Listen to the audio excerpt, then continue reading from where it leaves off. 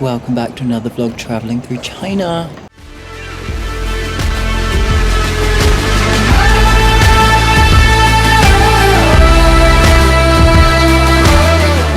Today I'm going to Chongqing. I was quite stressed, so I went into this prison room of the smoking area.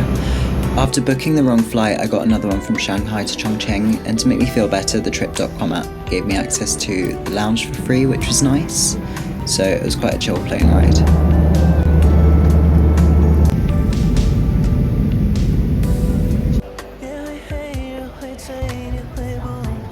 On the train, I was actually surrounded by Chinese police with riot shields on an otherwise empty carriage, which is a bit surreal, but it was fun. I stayed at a hostel called Only Cafe and Backpackers. The rooms weren't great, but other than that, it was my favourite hostel I stayed in China, and by far the most sociable. The lift to get up to the 31st floor is terrifying, and people smoke inside it, but the views on the hostel rooftop are incredible. I'd so recommend it.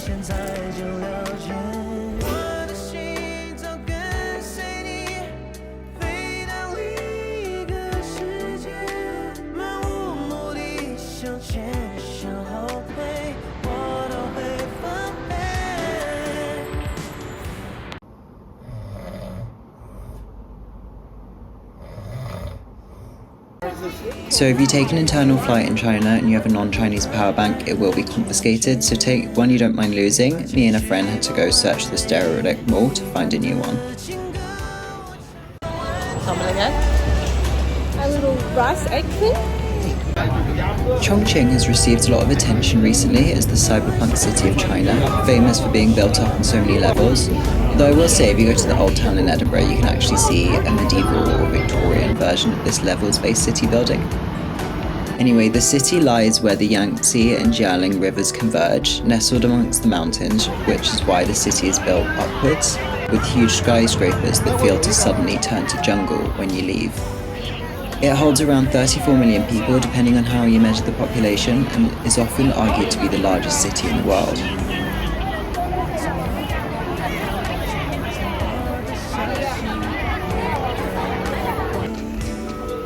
The food in Chongqing is amazing, so we went back to get some snacks before exploring more of the city with people from the hostel.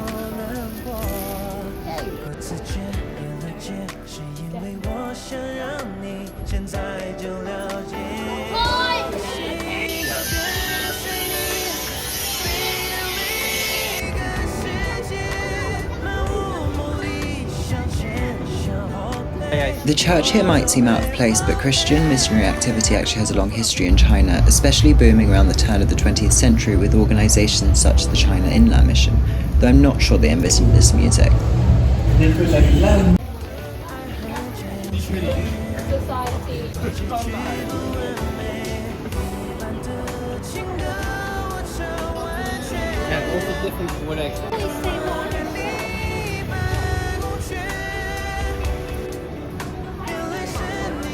It was so hot, humid and sweaty from going up and down, so I had to get a pair of straighteners for my hair, and then I went around looking for different types of kind of fun new Chinese makeups, which was really exciting.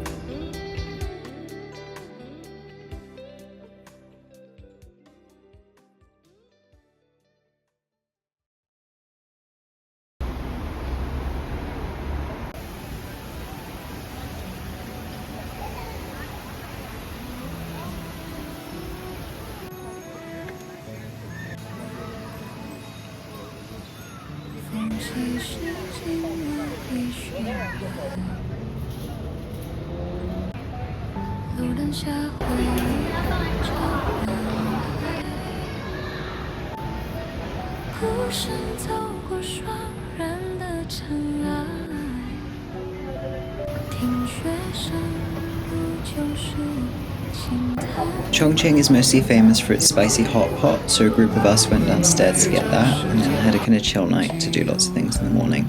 But here is the beautiful living room of the hostel. It had so much kind of amenities and all the staff there was so lovely.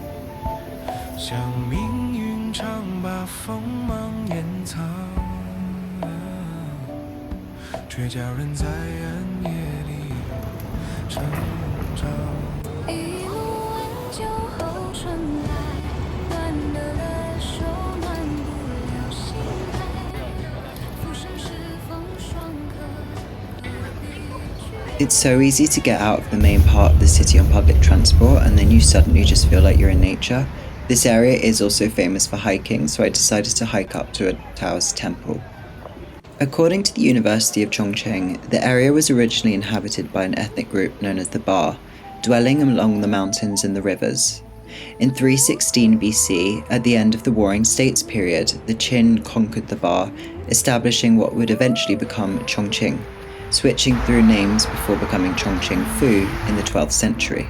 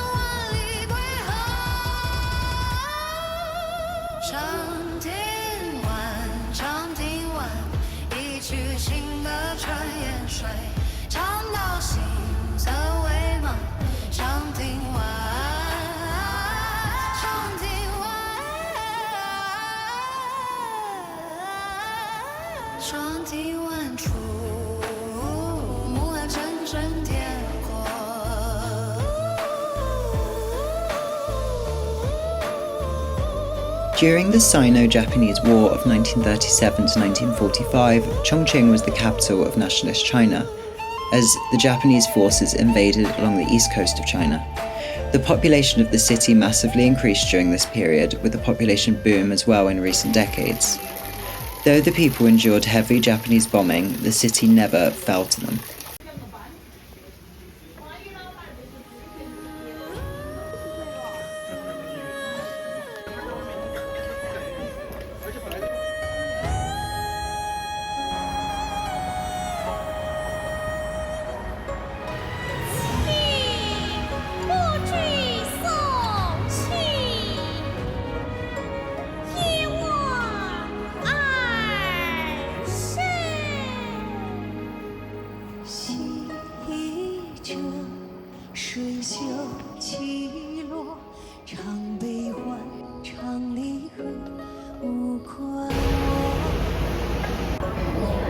After coming back to the city, I went into a really odd kind of shopping mall that I was hoping had some vintage things, but it did not.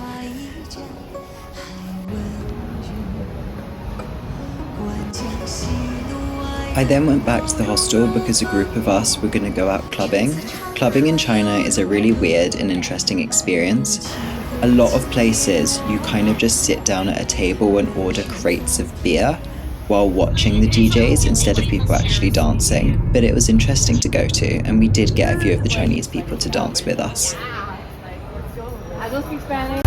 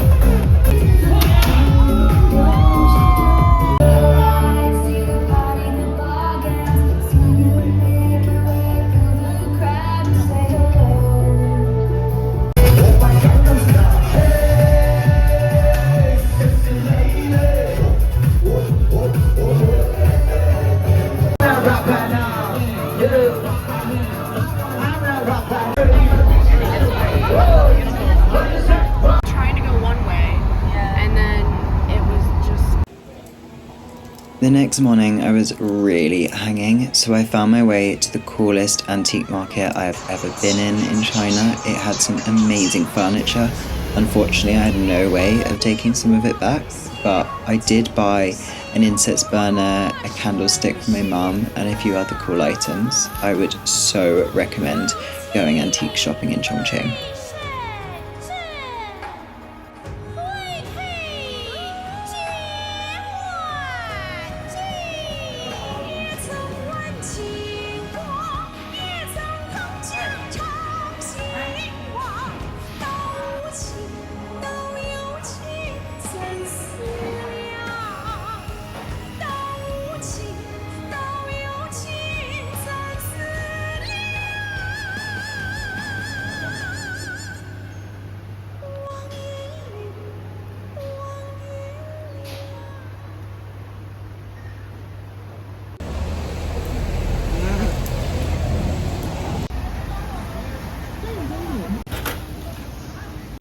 I visited the leveled area of the city. It's actually really cool, but not a large area. It's just a small area of the city that's like this, that's shown around on social media.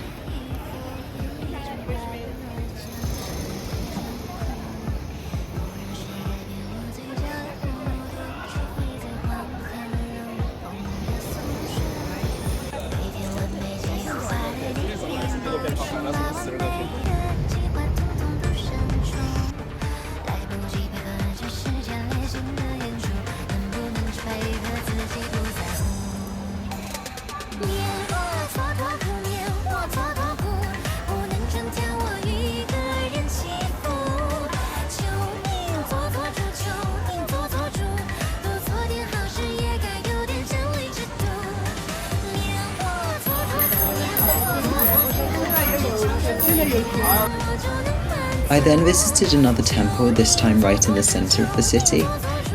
Religion holds a very interesting place in modern China. While it might be kind of discouraged by authorities to hold a especially fervent religious zeal, what people in kind of Abrahamic societies often fail to understand is that religions in East Asia, such as Buddhism and Taoism, can often have very blurred lines between what we might call religion and philosophy, leading to a more pragmatic approach to religion in modern China. In the modern period, the government is also more lenient to the promotion of Chinese national characteristics, through which traditional religious practices can play a really important role. I then went to get some more hotpot with a friend and stumbled across a bunch of Chinese live streamers, which is always really interesting to see.